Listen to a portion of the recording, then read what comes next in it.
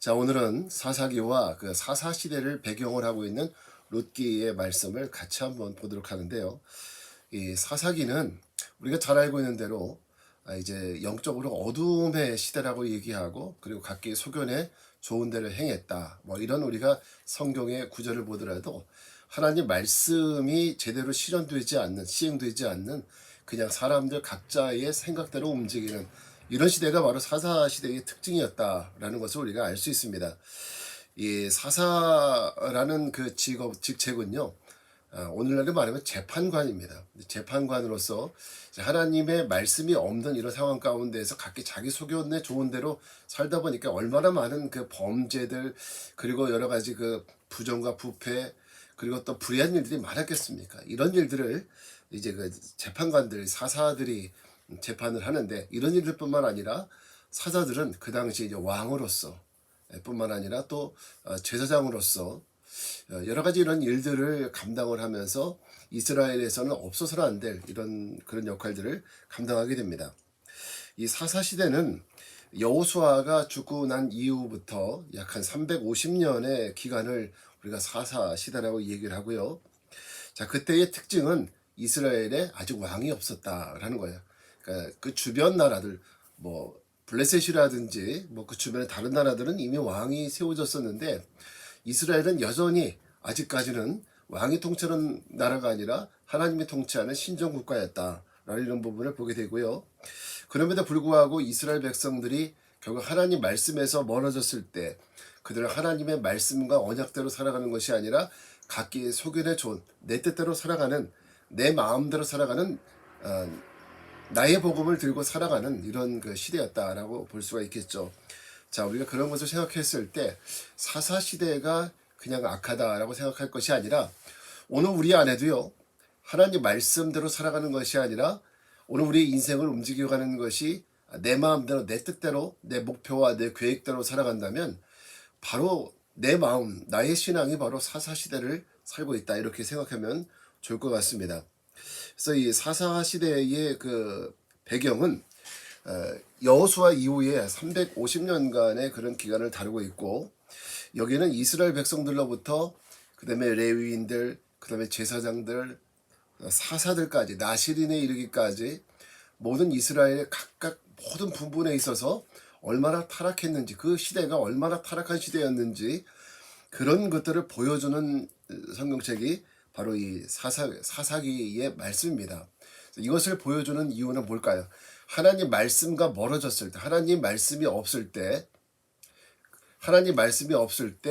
그 시대, 그 사회와 백성들과 종교와 사회 문화, 이런 것들이 어떻게 타락해 나갈 수 있는지, 이런 것들을 분명히 보여주는 이런 부분이라고 볼 수 있겠습니다. 자, 먼저 이 사사기의 그 1장 1절을 보게 되면요, 이렇게 얘기합니다. 사사기 1장 1절에 보면, 여호수아가 죽은 후에 이스라엘 자손이 여호와께 여쭈어 이르되 우리 가운데 누가 먼저 올라가리까? 가나안 족속과 싸우리까? 이렇게 묻습니다. 다시 말해서 이스라엘 백성들은 이때만 하더라도 하나님께 묻고 하나님 말씀에 순종하며 살아갔다는 거죠. 그런데 사사기 끝에 21장 25절 보게 되면, 그때에 이스라엘에 왕이 없으므로 사람이 각기 자기 소견에 좋은 대로 행하였더라. 자, 하나님 말씀에 순종하던 사람들이 이제는 자기 마음대로 살아가는 거예요. 이것이 바로 사사시대의 특징입니다. 자, 특별히 이 사사시대를 통해서 또 조명되는 것은, 그럼에도 불구하고 그 가운데 하나님의 사랑이 있었는데, 하나님의 사랑이 바로 이 사사들을 통해서 드러났다. 그래서 이 사사시대는 어떤 그 사이클을 가지고 있다고 하죠. 첫째는 범죄, 그리고 두 번째는 하나님 앞에 부르짖음, 호소, 그 다음에 하나님의 용서, 그죠? 그리고 다시 이제 그 안에서 평안을 누리는 거죠. 그러고 나서 다시 타락의 길로 걸어가는 이런 사이클이 계속 반복되는 것이 사사시대의 특징입니다. 자, 이런 속에서도 하나님께서는 끊임없이 그 백성들을 사랑하셔서 그들의 죄에도 불구하고 끊임없이 누굴 보내줘요? 사사를 보내주셨다. 그래서 그들을 고난 가운데 구원해 주셨다. 결국 이 사사들은 예수 그리스도를 예표하기도 하죠. 인간의 죄에도 불구하고 하나님이 그 인간을 구원하시기 위해서 보내주신 메시아 예수 그리스도. 우리가 이런 입장에서 보면 될 것 같습니다. 그리고 사사기는 1장부터 21장까지 되어 있고요. 자, 먼저 1장부터 3장까지는 사사시대의 그 죄가 어떻게 시작되었는지, 정복이 아직 그 땅의 정복이 다 이루어지지 않은 상태에서 여호와를 버린 이스라엘, 그리고 이제 3장부터 긴 16장까지는 이제 사사들이 보냄을 받아서 이스라엘을 구원하는 이야기들이 나오죠. 그리고 마저 17장부터 21장까지는 미가 집안과 단지파의 우상 숭배에 대한 이야기, 이걸 통해서 결국 레위인의 타락과 그리고 또 한 지파의 타락, 그리고 가정의 타락, 이런 모습들을 보게 되는 것입니다. 그야말로 이 사사기의 말씀은 결국은 그 하나님 말씀이 없을 때 개인과 가정과 사회와 나라와 민족 다 타락할 수밖에 없다. 결국 그래서 소망이 뭐냐? 말씀밖에 없다라는 것을 보여주고 있는 것이죠. 자, 계속해서 우리가 룻기를 보게 되면 룻기 1장 1절에 보게 되면 사사들이 치리하던 때에 그 땅에 흉년이 들었다. 그래서 이때 이 시기를 우리는 사사 시대라고 이렇게 볼 수가 있고요. 특별히 보아스가 다윗의 할아버지를 낳게 되죠.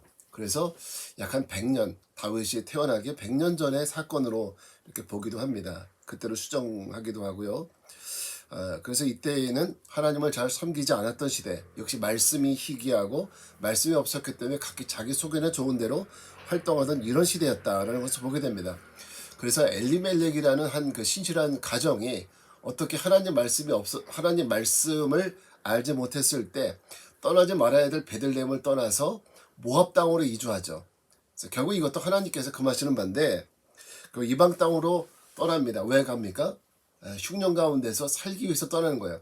근데 살기 위해서 떠난 그곳에서 결국은 남편 엘리멜렉이 죽고 두 아들이 죽습니다. 여기서 깨닫고 이제 나오미가 그 자부 2명과 함께, 자부 1명 룻과 함께 다시 베들레헴으로 돌아와서 거기에서 이제 보아스를 만나서 이제 하나님의 은혜로 이제 고엘 제도, 계대 결혼이죠. 고엘 제도를 통해서 기업 모름을 받게 되고 결국 그것을 통해서 이제 다윗의 할아버지가 됐었던 오벳을 낳는, 이렇게 해서 다윗의 왕가를 잇는 이런 얘기가 나옵니다. 여기서 참 중요한 것은 사실 룻이라는 여자는 이방 여인입니다. 이방 모압 사람들은 여호와의 총회에 들어올 수도 없다고 분명히 신명기서에서 말씀했는데, 여기 나오는 이 룻을 통해서 하나님은 어떤 말씀을 하고 계시느냐?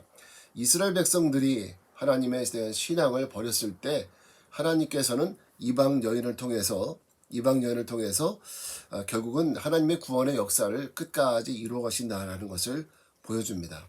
또한 이방인들도 언제든지 여호와를 경외할 때에는 하나님의 백성이 될 수 있다라는 것, 그런 어떤 가능성도 보여주는 이런 말씀이라고 할 수 있습니다. 그래서 룻기의 주제는 기업의 주인 되신 하나님, 결국 이 기업을 주신 분은 바로 하나님이시다라는 이런 고백을 하고 있습니다. 사사기 룻기, 정말 어둡고 영적으로 그런 시대이지만은 그냥 우리가 이런 시대를 살아가는 것은 아닌지 스스로 돌아올 필요가 있고, 또 우리 신앙생활이 이제 사사기 시대와 같은 이런 그 신앙생활이 되지 않도록 더 말씀에 집중하고 그 말씀에 순종할 수 있는 우리 모두의 삶이 되기를 바랍니다.